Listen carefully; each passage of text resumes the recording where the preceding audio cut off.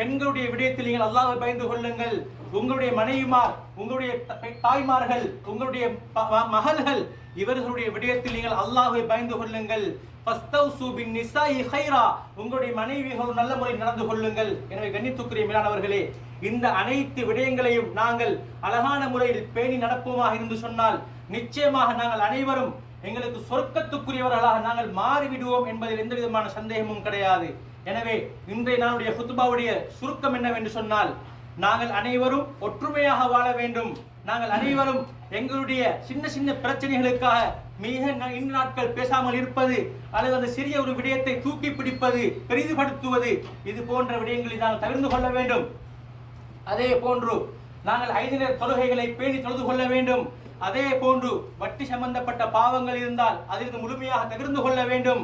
அதே போன்று எங்களுடைய மனைவிமார்களுடைய விடயத்தில் நாங்கள் அல்லாஹ்வை பயந்து அவர்களுக்கு கொடுக்க வேண்டிய உரிமைகளை கொடுத்து அழகான முறையில் நாங்கள் வாழ்வோமாக இருந்தால் நிச்சயமாக நாங்கள் அனைவரும் இந்த உலகத்திலே மரணிப்பதற்கு முன்னால் சொர்க்கத்தை கொண்டு நன்மாராயம் சொல்லப்பட்ட சஹாபாக்கள் எப்படி இருந்தார்களோ அதே போன்று எங்களுக்கும் அல்லாஹ் தஆலாவுடைய சொர்க்கத்துக்குரிய சுபசோபம் எங்களுக்கும் இருக்கிறது என்கிற விடயத்தை நாங்கள் மறக்காமல் நாங்கள் எல்லா நேரத்திலும் அல்லாஹ்வுடைய கட்டளைகளை எடுத்து நடப்பதற்கு எல்லாம் இறைவன் நம் அனைவருக்கும் தௌஃபீக் செய்வானாக.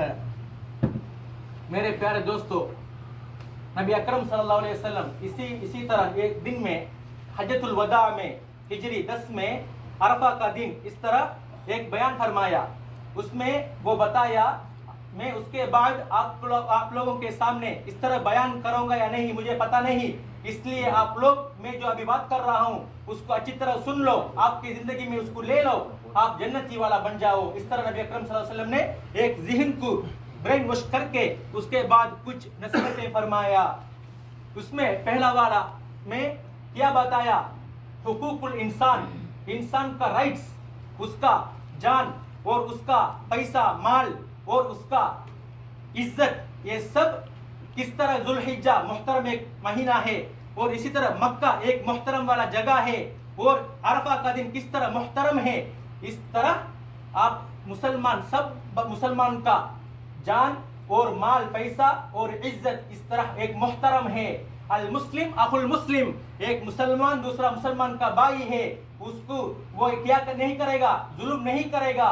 उसको जब मदद चाहता है उस टाइम हम मदद करना है, हम देखकर उसको वैसे नहीं जाना है.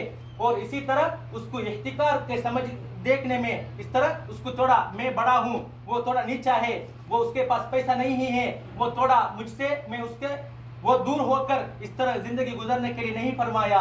नबी अकरम सल्लल्लाहु अलैहि वसल्लम क्या फरमाया, इस तरह अगर उसका दिल में इस तरह एक गुमान काफी है, वो बदतरीन इंसान के लिए एक किया है, उसका दिल में आता है मैं बड़ा हूँ, सारे उसके बारे सारे मुझके बाद है, मेरे पीछे है.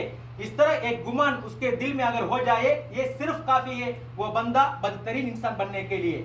और इसी तरह नबी अकरम सल्लल्लाहु अलैहि वसल्लम ने फरमाया, ये जो सूद को बिल्कुल छोड़ो. सूद दूसरों इंसान का माल को हम जुल्मन ले रहे हैं.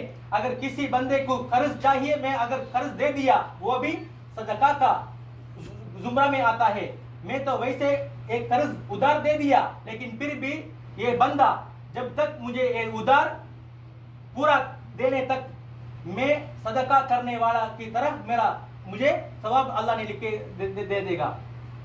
और इसी तरह नबी अकरम सल्लल्लाहु अलैहि वसल्लम ने फरमाया, आप लोगों के दरमियान कुछ फर्क नहीं है, वो सफेद भी हो, अगर काला भी हो, वो अरबी हो, अजमी हो, कोई भी हो, अल्लाह के पास कोई परवाह नहीं है. हर बंदा अल्लाह के अब्द है, अल्लाह का बंदा है. इसलिए सिर्फ एक बंदे के दरमियान वो इज्जत वाला है, वो इज्जत वाला नहीं है, इस तरह देखने के लिए सिर्फ एक चीज है, तकवा, अल्लाह का डर. अगर किसके पास अल्लाह का तकवा होगा वो अल्लाह के पास बहुत इज्जत वाला इंसान बनेगा. और बाकी कुछ में नहीं है. अन्नासु सवासियतुन कास्नानिल मुश्त, किस तरह एक कैंची किस तरह उसका सारे दांत एक जैसा होता है, इसी तरह हर बंदा. इसलिए नमाज में हम देखेंगे एक पहला सफ में वो बॉस भी है और काम करने वाला भी है, दोनों एक ही जैसा में. मैं बॉस काम करने वाला को पीछे नहीं जा सकता है, उसको पीछे नहीं डाल सकता है. और इसी तरह बॉस पीछे है, काम करने वाला आगे है, आगे वाला काम करने वाला को पीछे खींच कर वो आगे नहीं बढ़ सकता. इस तरह वो बहुत बड़ा कबीरा गुनाह है. ये इस्लाम में इस तरह क्या बताया, हुकूकुल इंसान, राइट्स, ह्यूमन राइट्स सब बता दिया है कुरान में। और इसी तरह नबी अकरम सल्लल्लाहु अलैहि वसल्लम ने इसमें इस हज्जतुल वदा में बताया आप लोगों के वालिदैन और इसी तरह बनात बेटियां और इसी तरह बीवी, इस सबके औरतों के साथ अच्छी तरह मुआमला करो, अल्लाह को उनके बारे में थोड़ा डरो। मैं मर्द हूँ इस तरह समझकर मैं मेरी बीवी को, मेरी बेटी को उसका बात न मानकर मैं वैसे मेरा दिल किस तरह चाहता है इस तरह नहीं मुआमला नहीं कर सकता है। थोड़ा उनका भी ख्याल रखना है। उनको क्या चाहिए, एक साल में 2 मरतबा उनको कपड़ा देना है, खाना पीने के लिए देना है, एक घर देना है। इस तरह इस्लाम ने बहुत उनके हुकूक दे दिया। इसलिए हम आज के हज्जतुल वदा के नबी अकरम सल्लल्लाहु अलैहि वसल्लम क्या नसीहतें फरमाई, इसमें थोड़ा हम देखा।